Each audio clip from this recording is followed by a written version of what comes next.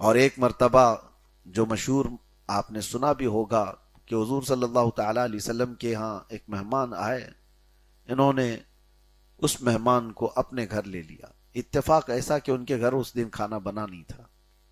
ان کی بیوی کہتی ایک ہی آدمی کا کھانا ہے، آپ مہمان بھی لے کر کے آئے، بچہ بھی ہے گھر میں۔ تو آپ نے اس وقت کہا مجھے تو اس کی خبر نہیں تھی، لیکن اب کیا کیا جائے۔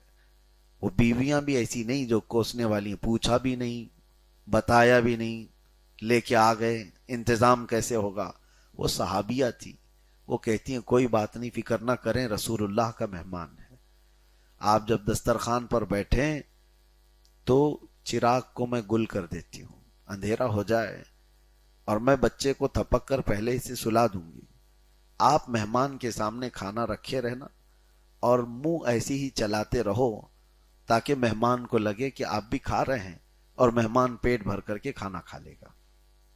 یہ خواتین ہیں مدینے کی۔ مہمان کو لایا گیا اور جیسے ہی دسترخوان پر بیٹھے تو چراغ گل کر دیا گیا۔ بچہ پہلے سے سویا ہوا تھا، بیوی نے بھی نہیں کھایا، شوہر بیٹھے دسترخوان پر اور صرف منہ چباتے رہے۔ مہمان کو ایسا لگا کہ وہ بھی کھا رہے ہیں، ایک ہی آدمی کا کھانا تھا، مہمان پیٹ بھر کر اندھیرے میں پورا کھانا کھا لیا۔ اور اس کے بعد دونوں شوہر بیوی بچہ گھر میں بھوکے ہی سوئے ہیں۔ صبح یہ مہمان شکم سیر ہو کر اٹھے، فجر میں حضرت طلحہ آئے بھی نہیں تھے کہ جبرائیل امین پہلے حضور کی بارگاہ میں آئے اور کہنے لگے اے اللہ کے نبی صلی اللہ تعالی علیہ وسلم، آپ کے صحابی نے جو مہمان کی عزت کی ضیافت کی، رب تبارک و تعالی فرشتوں پر رشک فرما رہا ہے، یہ میرے نبی کے ساتھی ہیں۔ اسی کو اللہ تبارک و تعالی نے قرآن میں فرمایا، یہ وہ صحابہ تھے جو دوسروں پر اپنی ساری چیزیں قربان کر دیتے تھے، ترجیح دیتے تھے۔ ایثار اس کو کہا جاتا ہے۔ یہ چیزیں آج ہمارے سے دور ہو گئی ہیں، ختم ہو گئی ہیں۔ سیلفش بنتی جا رہی ہے ساری قوم کہ پہلا اپنا دیکھو بعد میں دوسروں کا۔ صحابہ اکرام رضوان اللہ تعالی علیہ مجمعین کا یہ معمول تھا ہی نہیں۔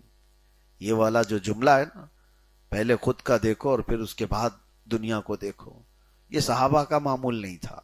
صحابہ اکرام کا معمول تو یہ تھا کہ ان کے ایک گھر میں مدینہ طیبہ میں بکری کی بھنے ہوئے گوشت کا ایک حصہ آیا تھا ایک صحابی کے گھر، انہوں نے پڑوس میں دے دیا کہ وہ میرے سے زیادہ بھوکے ہیں، اور پڑوسی بھی کھا نہیں لیے، انہوں نے اپنے پڑوس میں دے دیا کہ ان کو زیادہ بھوک ہوگی، وہ تیسرے نے چوتھے کو دے دیا۔ روایت یہ بتاتی ہے کہ وہ بکری کا گوشت گھومتے گھومتے واپس پھر پہلے صحابی کے گھر آ گیا، پورے مدینے کے گھروں پہ وہ گھومتا رہا۔ ہر ایک کا یہ خیال تھا کہ مجھ سے زیادہ میرے پڑوسی کا حق ہے۔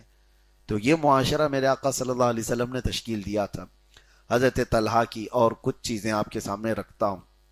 ایک تو سخاوت میں آپ کی مثال نہیں تھی۔ صحابہ خود کہتے ہیں کہ ان کا ہاتھ اتنا وسیع تھا، اتنا کشادہ تھا کہ ہر وقت نوازتے اور خود اپنے لیے کوئی چیز نہیں رکھتے تھے۔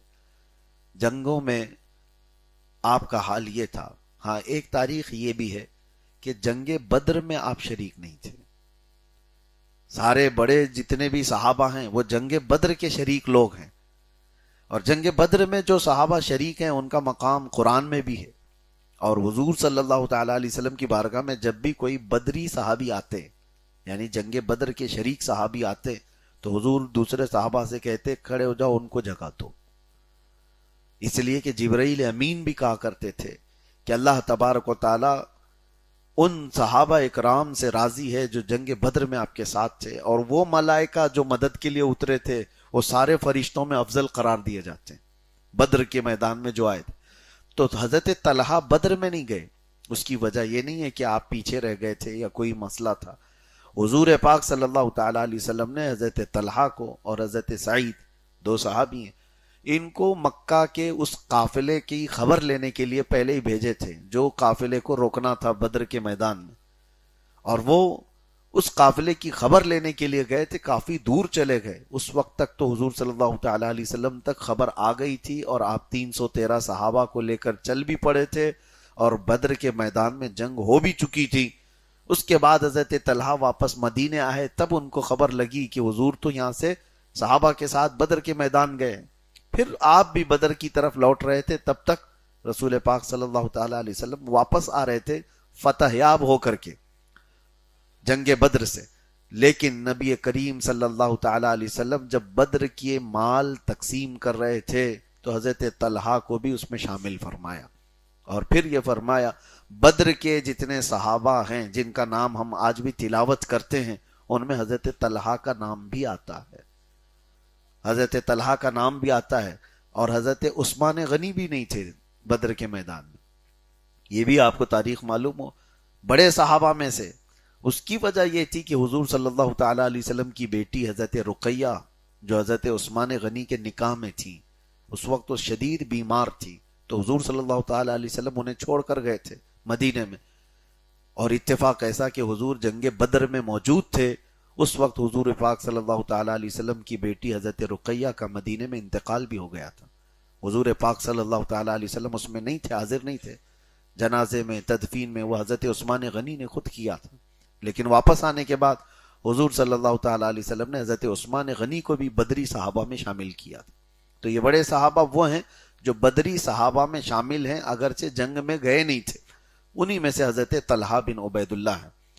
جنگوں کے حالات یہ اس لیے مجھے بتانا پڑا آپ کو کہ کچھ منافقین ہیں جو حضرت طلحہ سے حضرت عثمان سے نفرت کرتے ہیں. آج کے زمانے کی بات کر رہا ہوں، آج کے زمانے کی. یہ کچھ جماعتیں ایسی ہیں جو حضرت عثمان کو بھی گالیاں دیتی ہیں اور حضرت طلحہ حضرت زبیر کو گالیاں دیتی ہیں. خاص طور پر شیعوں کے ہاں ان صحابہ کو گالی دینا اہم ذمہ داری سمجھی جاتی ہے. صرف گالی نہیں، ان کو کافر تک قرار دیتے تھے. اس لیے ان کو تان و تشنیع کرتے ہوئے یہ جماعتیں یہ کہتی ہیں کہ عثمان تو بدر میں بھی نہیں گئے تھے، ان کی کیا فضیلت ہے. طلحہ بدر میں بھی نہیں گئے تھے، اس کی وجہ میں نے بتا دی آپ کو. حضرت عثمان کو خود رسول اللہ نے مدینے میں چھوڑا تھا، اور حضرت طلحہ کو بدر کے جس سبب کے لیے حضور نکل رہے تھے، جس قافلے کے لیے، جو مکہ کا قافلہ ابو سفیان کی سربراہی میں ملک شام سے آ رہا تھا، اس قافلے کو روکنے کے لیے ہی تو جنگ بدر ہوئی تھی. اس قافلے کی خبر لینے کے لیے حضرت طلحہ کو بھیجا تھا. تو وہ تو پہلے سے سفیر تھے، قاصد تھے حضور پاک صلی اللہ علیہ وسلم کے. تو یہ جو باتیں کی جاتی ہیں اس کے رد میں میں نے آپ کو بتایا، کبھی آپ کی زندگی میں ایسا کوئی مسئلہ آئے کہ حضرت طلحہ کو کوئی گالیاں دیتا ہو، بدر میں نہیں آئے تھے، اس کی وجہ بھی میں بتاتا ہوں یہ کیوں گالیاں دیتے ہیں. میں آگے لاسٹ میں ان کی سیرت میں بتاتا ہوں. لیکن اس سے قبل میں آپ کو بتاؤں کہ جنگ احد میں یہ ان صحابہ میں سے ہیں کہ جو رسول اللہ صلی اللہ تعالی علیہ وسلم کے ساتھ ثابت قدم تھے. کیوں میں یہ جملہ کہہ رہا ہوں؟ احد کے میدان میں کچھ ایسا مسئلہ ہو گیا تھا کہ اچانک جیتی ہوئی جنگ شکست میں بدل گئی. یعنی صحابہ پہلے تو کافروں کے پاؤں اکھاڑ دیے تھے، سب بھاگ رہے تھے، اور جب صحابہ سب مال غنیمت جمع کر رہے تھے تو خالد بن ولید پیچھے سے 200 گھڑ سواروں کو لا کر کے حملہ کر دیے. وہ صحابہ کو اس کا علم ہی نہیں ہو سکا.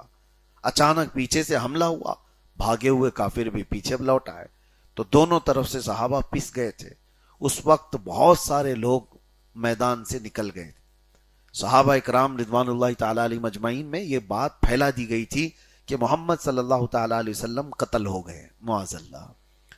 تو یہ افواہ پھیلا دی گئی، کئی لوگوں کے ہاتھوں سے تلوار چھوٹ گئی کہ جب رسول اللہ نہیں رہے تو اب کیا لڑنا ہے. یہ شیطان کی طرف سے افواہیں تھی. اس وقت کئی لوگوں کے پاؤں اکھڑ گئے، لیکن ثابت قدم رہنے والے کچھ صحابہ ہیں. وہ صحابہ میں حضرت طلحہ بن عبید اللہ تھے.